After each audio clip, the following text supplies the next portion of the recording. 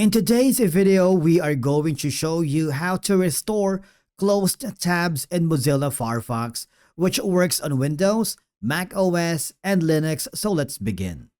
Now, for example, you accidentally closed one tab or an entire browsing session.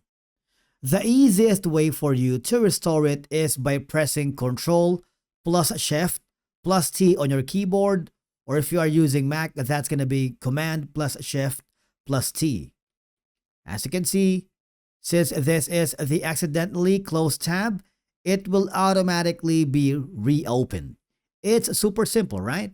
Another option that you can do is go to the top right corner where you can see the three horizontal lines and go to the history.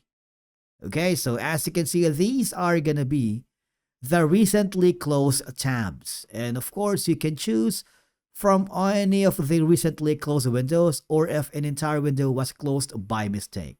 So I'm going to choose this one for now. It's super simple, all right?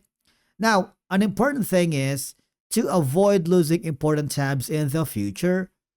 All I have to do is super simple. Just bookmark that specific website or link and add it to taskbar. It's super simple, right?